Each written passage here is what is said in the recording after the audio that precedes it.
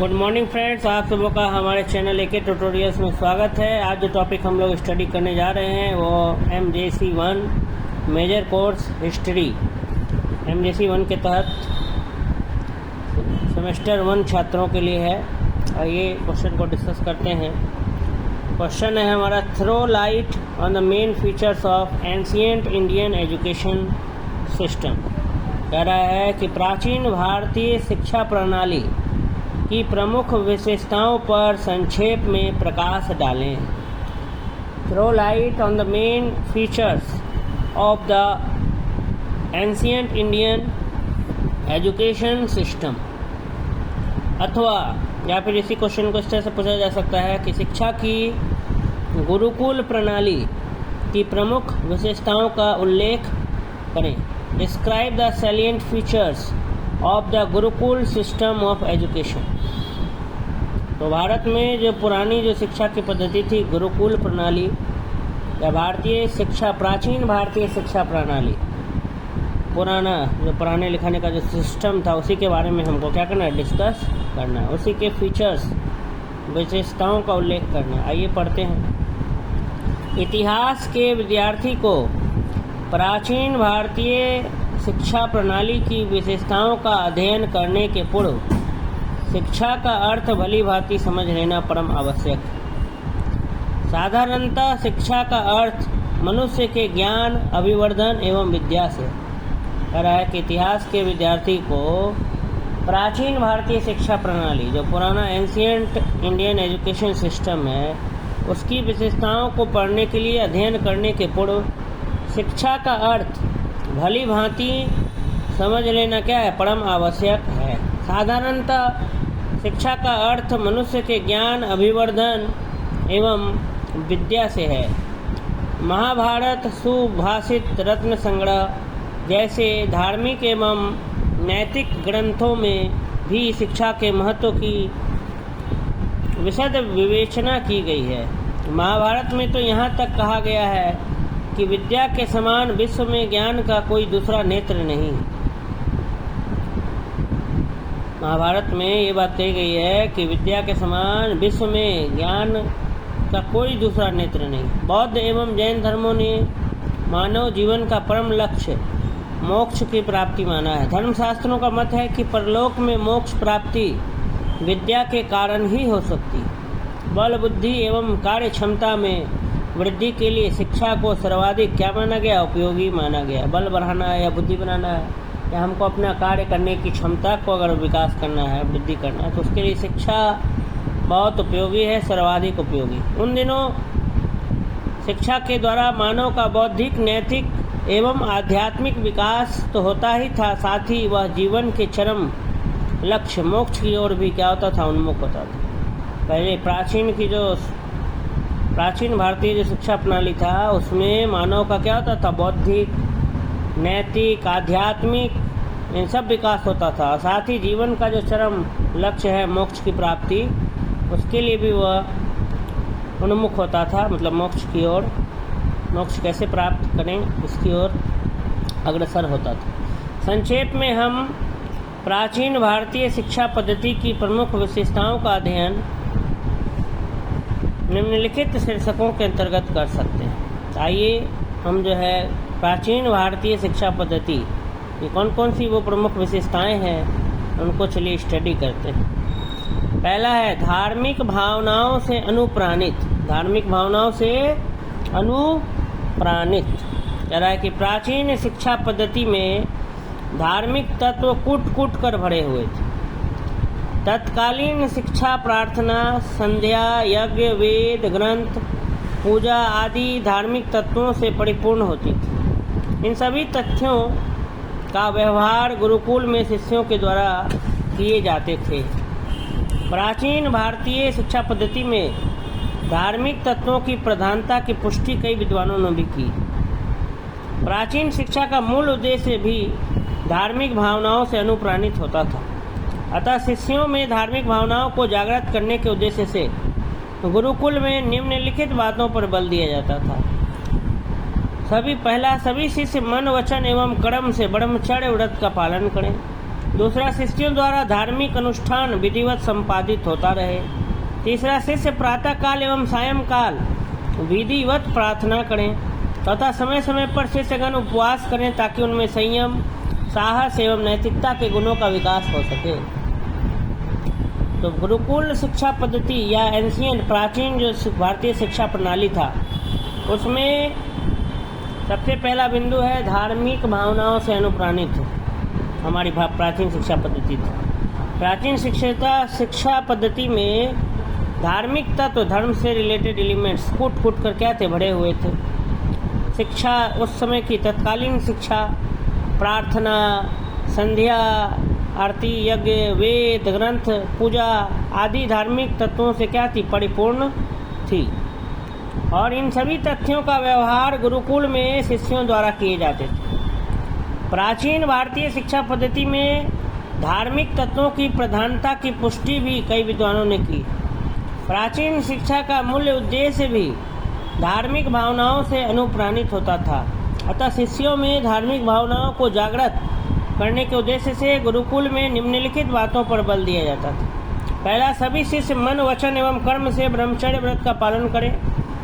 दूसरा, शिष्यों द्वारा धार्मिक अनुष्ठान विधिवत संपादित होता रहे। तीसरा, शिष्य प्रातःकाल एवं सायंकाल, सुबह के समय और शाम के समय विधिवत प्रार्थना करें। समय समय पर शिष्यगण उपवास करें, फास्टिंग भी करने कहा जाता था, ताकि उनमें संयम, साहस एवं नैतिकता के गुणों का क्या हो सके, विकास हो सके। दूसरी जो विशेषता थी प्राचीन शिक्षा पद्धति की, या कह सकते हैं गुरुकुल शिक्षा पद्धति की, वो है चरित्र निर्माण पर बल। प्राचीन भारतीय शिक्षा पद्धति छात्रों के चरित्र निर्माण पर बल देता था। तत्कालीन शिक्षाविदों का मत था कि मानवीय जीवन की सफलता की कुंजी व्यक्ति के चारित्रिक गुणों में निहित हो रहता है। जहाँ प्राचीन धर्म ग्रंथों एवं शिक्षाविद की मान्यता है कि एक विद्वान व्यक्ति का निर्माण करने से अच्छा है एक अच्छे चरित्रवान का निर्माण करना, वही आधुनिक शिक्षा शास्त्री चरित्रवान व्यक्तियों की अपेक्षा विद्वान व्यक्तियों का निर्माण करना अच्छा समझते हैं। मनुस्मृति भी कहता है कि चरित्रवान व्यक्ति अगर कम पढ़ा लिखा था तो भी वह विद्वान लेकिन चरित्रहीन व्यक्ति से अधिक उत्तम माना जाता था। छात्रों के चरित्र निर्माण के लिए निम्नलिखित कार्य किए जाते थे। पहला, शिष्यों को पवित्र वातावरण में रखने की कोशिश की जाती थी। दूसरा, आचार्यों द्वारा समय समय पर चरित्र के महत्व पर प्रकाश डाले जाते थे। तीसरा, विद्या आरंभ करते समय धार्मिक ग्रंथों का अध्ययन आवश्यक रूप से कराया जाता था। चौथा, छात्रों के चारित्रिक विकास के लिए यज्ञ आदि धार्मिक क्रियाएं कराई जाती थी। पांचवा, आचार्य लोग छात्रों के बौद्धिक एवं आध्यात्मिक विकास पर भी बल देते थे।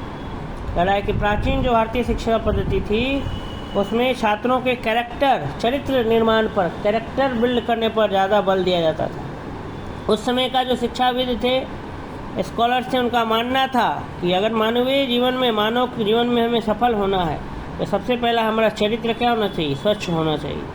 कैरेक्टर हमारा अच्छा होना चाहिए। मानव जीवन की सफलता की कुंजी जो है, चाबी जो है, वो व्यक्ति के चारित्रिक गुणों में निहित रहता है कि व्यक्ति का कैरेक्टर कैसा है।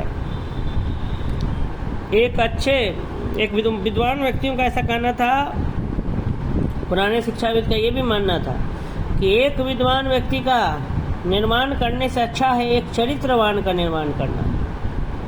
वहीं जो आधुनिक जो शिक्षा शास्त्री थे, जो मॉडर्न एजुकेशनिस्ट थे, उनका ये मानना था कि चरित्रवान व्यक्तियों की अपेक्षा विद्वान व्यक्तियों का निर्माण करना अच्छा हुआ समझते थे।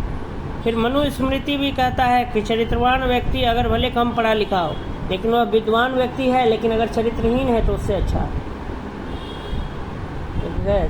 चरित्रवान होना बहुत जरूरी है। तो विद्यार्थियों को चरित्र निर्माण के लिए निम्नलिखित कार्य किए जाते थे उस समय।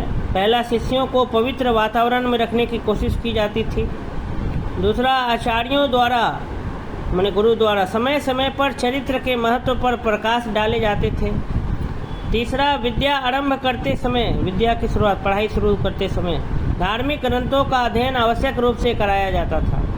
चौथा, छात्रों के चारित्रिक विकास के लिए यज्ञ आदि धार्मिक क्रियाएं भी कराई जाती थी। आचार्य लोग छात्रों के बौद्धिक एवं आध्यात्मिक विकास पर भी बल देते थे। तीसरा है व्यक्तित्व निर्माण पर बल। प्राचीन भारतीय शिक्षा प्रणाली में व्यक्तित्व के विकास पर विशेष बल दिया जाता था। प्राचीन जो भारतीय जो शिक्षा पद्धति है उसमें व्यक्ति के विकास पर विशेष बल दिया जाता था। ठीक है। आदर्श व्यक्तित्व के निर्माण के लिए छात्रों को आत्मसंयमी बनाने, सत्य बोलने एवं पूजा पाठ करने पर विशेष ध्यान दिया जाता था। निष्कर्षतः प्राचीन शिक्षा पद्धति का उद्देश्य व्यक्ति का संपूर्ण विकास करना था। जो प्राचीन जो शिक्षा पद्धति थी उसमें स्टूडेंट का ऑलराउंड डेवलपमेंट पर, सर्वांगीण विकास, संपूर्ण विकास पर ध्यान देना था। आदर्श व्यक्तित्व तो उसका बनाने का कोशिश किया जाता था। आइडियल पर्सनालिटी, सत्य बोलने कहा जाता था। आत्मसंयमी, सेल्फ कॉन्फिडेंस उसमें लाने की कोशिश की जाती थी। पूजा पाठ पर भी विशेष बल दिया जाता था। चौथा, ब्रह्मचर्य जीवन पर विशेष ध्यान। तीसरा था व्यक्तित्व निर्माण पर बल। ठीक है, क्योंकि प्राचीन भारतीय शिक्षा प्रणाली में व्यक्तित्व के विकास पर, पर्सनालिटी डेवलपमेंट पर विशेष जोर दिया जाता था। आदर्श व्यक्तित्व के निर्माण के लिए छात्रों को आत्मसंयमी बनाने, सत्य बोलने एवं पूजा पाठ करने पर विशेष ध्यान दिया जाता था। निष्कर्षतः प्राचीन शिक्षा पद्धति का उद्देश्य व्यक्ति का संपूर्ण विकास करना था। चौथा है ब्रह्मचर्य जीवन पर विशेष बल। व्यक्ति के संपूर्ण विकास और उनमें समस्त मानवीय गुणों का विकास करने वाली प्राचीन भारतीय शिक्षा पद्धति तब तक अपने उद्देश्य में सफल नहीं हो सकता था जब तक कि छात्रों को ब्रह्मचर्य जीवन यापन करने के लिए प्रोत्साहित नहीं किया जाता। ब्रह्मचर्य जीवन का तात्पर्य आत्म संयम और इंद्रिय निग्रह से है। ऐसे छात्र स्त्री के बारे में सोचते तक नहीं थे। उन्हें स्पर्श करना और देखना तो दूर की बातें थी। छात्रों में ब्रह्मचर्य व्रत का पालन कराने के उद्देश्य से उनका वातावरण, खान पान आदि की सादगी बनाए रखने पर इतना बल दिया जाता था ताकि बुरी बातें उनके मस्तिष्क में आ ही नहीं पावे। छात्रों को गुरु के आश्रम में 25 वर्ष की अवस्था तक ब्रह्मचारी बनकर शिक्षा प्राप्त करना होता था। ब्रह्मचारी का मतलब वो किसी लड़की के, स्त्री के संपर्क में नहीं है। जैसे आज का ज़माना में ख़राब हो गया है, स्टूडेंट पढ़ते हैं बॉयफ्रेंड गर्लफ्रेंड वही करते हैं, BF है, ये मेरा GF है, ऐसे करके चलता है गर्लफ्रेंड बॉयफ्रेंड। तो ये नहीं होता था पुराने ज़माने में, इसलिए पहले के विद्यार्थी भी अच्छे होते थे। ब्रह्मचर्य जीवन पर विशेष बल। व्यक्ति के संपूर्ण विकास और उनमें समस्त मानवीय गुणों का विकास करने वाली प्राचीन भारतीय शिक्षा पद्धति तब तक अपने उद्देश्य में सफल नहीं हो सकता था जब तक कि छात्रों को ब्रह्मचर्य जीवन यापन करने के लिए प्रोत्साहित नहीं किया जाता। ब्रह्मचर्य जीवन का तात्पर्य आत्म संयम और इंद्रिय निग्रह से। ऐसे छात्र स्त्री के बारे में सोचते तक नहीं थे। उन्हें छूना, स्पर्श करना और देखना तो दूर की बातें थी।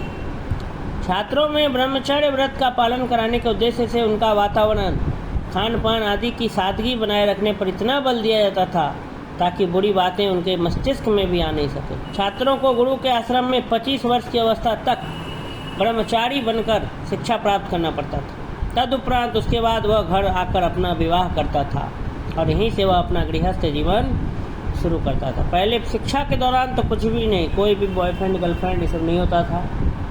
ठीक है, अब जो है ये सब ज़्यादा होने लगा है। पहले पढ़ाई पूरा कीजिए, उसके बाद जब वो घर जाता था 25 वर्ष के बाद, तब फिर उसका विवाह किया जाता था। तदुपरांत वह घर आकर अपना विवाह करता था और यहाँ से वह अपनी गृहस्थ जीवन शुरू करता था। नेक्स्ट है शिक्षा की गुरुकुल पद्धति। प्राचीन शिक्षा का केंद्र स्थल सरकार चालित आधुनिक विश्वविद्यालय न था, बल्कि ऋषि मुनियों द्वारा संचालित उनका ही आश्रम था, जो गुरुकुल कांगड़ी के नाम से विख्यात था। यह गुरुकुल जन कोलाहल से दूर प्रकृति के पुनीत प्रांगण में स्थित होते थे, लेकिन ये गांवों से अधिक दूर नहीं होते थे, क्योंकि खाद्य सामग्रियों के अभाव होने की स्थिति में तब दिक्कतें हो सकती थी। प्राचीन भारत में उपनयन संस्कार के उपरांत ही प्रायः 8 वर्ष की अवस्था में बालक को गुरुकुल भेज दिया जाता था। सभी छात्र अपने समस्त कर्मों के लिए गुरु की आज्ञा को शिरोधार्य करता था। उदाहरणार्थ हम महर्षि धौम्य के आश्रम में आरुणि की गुरु भक्ति की याद कर सकते हैं। सभी छात्रों का आश्रम में ब्रह्मचर्य व्रत का पालन करना होता था। गुरुकुल राजकीय नियंत्रण से पूर्णतः मुक्त था। शिष्य अपने गुरुदेव के श्री चरणों में बैठकर शिक्षा प्राप्त करता था। वे गुरु शिष्यों के मानस पिता होते थे। उन पर विद्यार्थियों को न केवल शिक्षा देने का भार होता था, बल्कि वे उनके आवास, रहन सहन, वेशभूषा आदि की भी व्यवस्था करते थे। वस्तुतः गुरुकुल शिष्यों के विद्यालय एवं घर दोनों ही एक साथ होते थे। पहले चल जाना पड़ता था, हमेशा गुरु के पास ही रहना पड़ता था अपना माता पिता को छोड़कर। आज के ज़माने में जैसे हॉस्टल कह सकते हैं, बट हॉस्टल में फिर भी बच्चे लौट आते हैं घर, मतलब उतना स्ट्रिक्ट गाइडेंस नहीं होता जिस तरह से पहले गुरुकुल पद्धति में होता था। प्राचीन शिक्षा का केंद्र स्थल, पुराना जो एजुकेशन है उसका सेंट्रल पॉइंट सरकार चालित आधुनिक विश्वविद्यालय नहीं था। आज जिस तरह से विश्वविद्यालय यूनिवर्सिटीज़ हैं वो नहीं, सरकार के द्वारा नहीं, बल्कि ऋषि मुनियों द्वारा संचालित उनका ही आश्रम था। यानी ऋषि मुनि का ही आश्रम में ही क्या होती थी, पढ़ाई होती थी, जो गुरुकुल या कांगड़ी के नाम से विख्यात था। यह गुरुकुल जन कोलाहल से दूर, व्यक्ति का शोर शराबा से दूर, एकदम प्रकृति के पुनित प्रांगण में होता था, नेचर के गोद में होता था। एकदम जंगल में, पहाड़ों में झरना बह रहा है, वहाँ एकदम शांत हवा बह रहा है, एकदम मज़ेदार, वहाँ पढ़ाई होता था बैठ। लेकिन ये गांवों से बहुत दूर भी नहीं होते थे, क्योंकि खाद्य सामग्री, खाने का अभाव नहीं हो, इस चीज़ का ध्यान रखा जाता था। पुराने भारत में उपनयन संस्कार के उपरांत, उपनयन संस्कार जब बच्चों का हो जाता था तो 8 वर्ष की अवस्था में बालक को गुरुकुल भेज दिया जाता था, और सभी छात्र अपने समस्त कर्मों के लिए, सभी कामों के लिए गुरु की आज्ञा का क्या करते थे, पालन करते थे। और सभी छात्रों को आश्रम में ब्रह्मचर्य व्रत का पालन करना होता था। और गुरुकुल जो है वो राज्य सरकार का नहीं नियंत्रण में था, गुरुकुल वही ऋषि मुनियों के ही नियंत्रण में था। और शिष्य जो है अपने गुरुदेव के श्री चरणों में बैठकर शिक्षा प्राप्त करता था। और शिष्यों के मानस पिता, माने मन वाले पिता से तो दूर रहना पड़ता था बच्चों को, तो वो पिताजी वही थे, गुरु जी। और आवास, बच्चों का आवास, रहन सहन, वेशभूषा, सब की व्यवस्था जो है गुरु को करनी पड़ती थी। वस्तुतः गुरुकुल शिष्यों का विद्यालय भी था और घर भी था। छठा है व्यवहारिक एवं पूर्व शिक्षा पर बल। प्राचीन भारतीय शिक्षा छात्रों के केवल आध्यात्मिक एवं नैतिक गुणों के विकास पर बल नहीं देता था, बल्कि उन्हें व्यावसायिक शिक्षा भी दी जाती थी, ताकि उनका भावी जीवन, आने वाला जीवन सुरक्षित हो सके। वस्तुतः वैदिक युगीन शिक्षा केवल पुस्तकीय ही नहीं थी, बल्कि यह सैद्धांतिक के साथ साथ क्रियात्मक भी थी। थ्योरी भी था, प्रैक्टिकल भी था, प्रयोग करके भी बतलाया जाता था। प्राचीन भारतीय शिक्षा छात्रों के केवल आध्यात्मिक एवं नैतिक गुणों का विकास पर बल नहीं, बल्कि उन्हें व्यावसायिक शिक्षा भी दी जाती थी, कि किस तरह से जीविकोपार्जन करना है ये भी बताया जाता था, कि कैसे जो है जीवन का निर्वहन किया जा सकता है, ये सब पर भी जोर था। गुरु शिष्य का पिता पुत्र का संबंध, और गुरु और शिष्य का कैसा संबंध था, पिता और पुत्र का। वैदिक युगीन शिक्षा की सर्वाधिक प्रमुख विशेषता यह थी कि गुरु अपने शिष्यों के मानस पिता होते थे, अर्थात उन दोनों गुरु और शिष्य का संबंध पिता पुत्र की भांति था।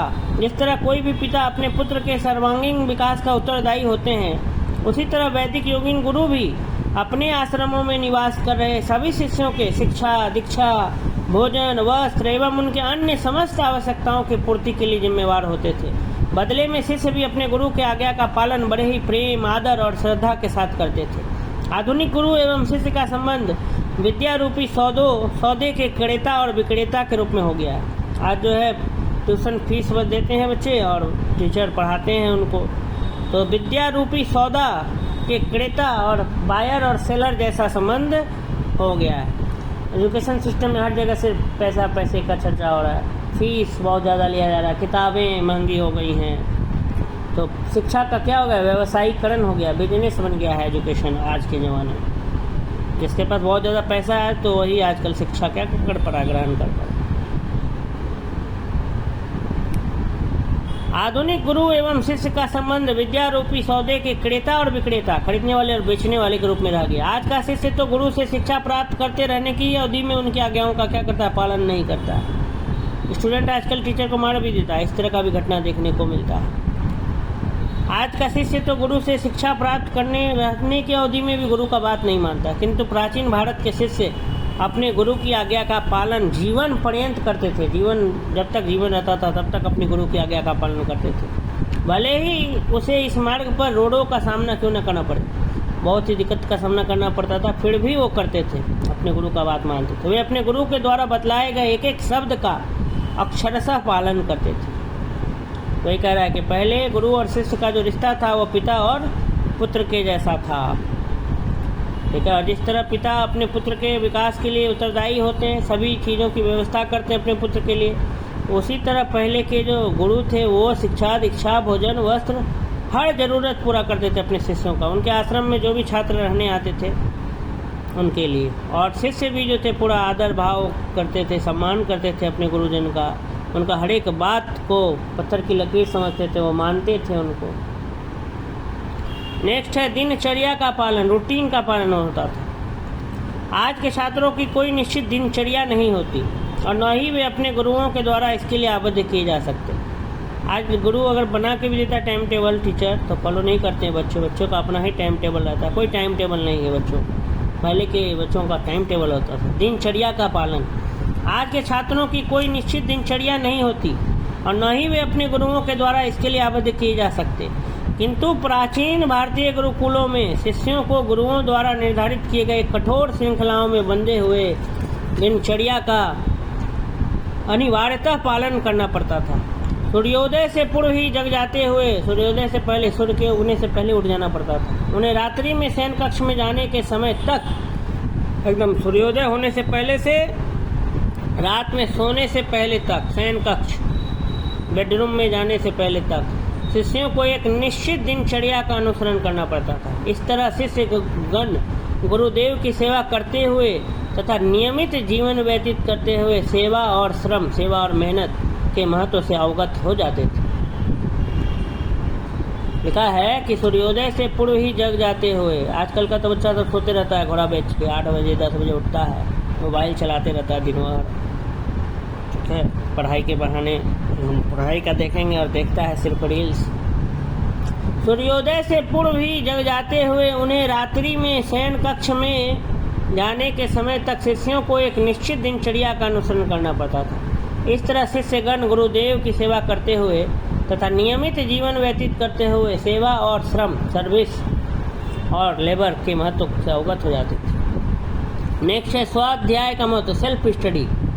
आज के बच्चे सेल्फ स्टडी करते ही नहीं, बहुत कम करते हैं, जिसके कारण उनके मार्क्स भी कम आते हैं और उनको जीवन में आगे चलकर बहुत परेशानियों का सामना भी करना पड़ता है, ना ही उनकी कोई दिनचर्या है। तो यही सब अगर हम पुराने शिक्षा पद्धति से कुछ सीख करके आज आधुनिक शिक्षा प्रणाली में भी अगर उन बिंदुओं को अपने जीवन में उतारें तो हम बहुत हद तक सफल हो सकते हैं। स्वाध्याय माने सेल्फ स्टडी का महत्व, निश्चित एवं कठोर दिनचर्या के महत्व का पालन करते हुए छात्रों में सेवा और श्रम के महत्व तो स्पष्ट हो ही जाते थे, साथ ही इसमें स्वाध्याय, सेल्फ स्टडी का महत्व भी होता था। स्वाध्याय एक तरह का ब्रह्म यज्ञ था, अतः गुरुओं के आज्ञाओं का अनुसरण करते हुए छात्रों में स्वाध्याय रूपी गुणों का समावेश अपने आप हो जाता था। विद्यार्थी जीवन के बाद भी उनमें स्वाध्याय का गुण विद्यमान रहे, इसके लिए आचार्य उन्हें प्रेरित करते रहते थे। ज्ञान का विस्मरण न कर ज्ञान नहीं भूलना है, ऐसे गुण उनका अनुसरण करते हुए स्वयं को एक आदर्श नागरिक के रूप में प्रस्तुत करते थे।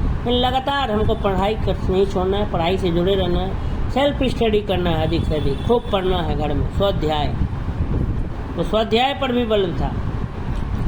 नेक्स्ट है आत्मनिग्रह पर बल। गुरुकुल में सामूहिक रूप से रहने के कारण शिष्यों में सामाजिकता की भावना का विकास होता था। इस तरह वे परोपकारी एवं निश्चल बनते थे, कोई छल नहीं होता था उनमें। किंतु व्यक्तित्व के संपूर्ण विकास के लिए आत्मनिग्रह पर भी बल दिया जाता था। अतः वैदिक युगीन भारतीय शिक्षा में इंद्रिय निग्रह पर विशेष बल दिया जाता था। गुरुकुल में उन्हें अत्यंत सादगीपूर्ण जीवन व्यतीत करना पड़ता था। अगला बिंदु है सार्वजनिक और निःशुल्क शिक्षा। गुरुकुल के दरवाजे ब्राह्मण, क्षत्रिय, वैश्य सभी वर्णों के स्त्री पुरुष, चाहे वह गरीब हो या अमीर, सबके लिए खुले हुए थे। उन्हें पूर्णतः निःशुल्क शिक्षा दी जाती थी, कोई भी शुल्क पैसा नहीं लिया जाता था। शिष्यों के भोजन आदि की समस्या भिक्षाटन द्वारा पूर्ण हो जाते थे, भीख मांगकर। शिक्षा समाप्ति के उपरांत शिष्य अपनी शक्ति के अनुसार गुरुदेव को दक्षिणा देते थे, प्रदान करते थे। मनु का कथन है कि शिष्य गुरु दक्षिणा के रूप में गाय, अन्न, मनुस्मृति के तत्व, अश्व आदि दे सकते थे, या अगर राजा के कोई पुत्र रहते थे तो राजा ही जो है उस गुरु को कुछ दे देते थे दान में। वो भी पढ़ाई करने के बाद गुरु दक्षिणा।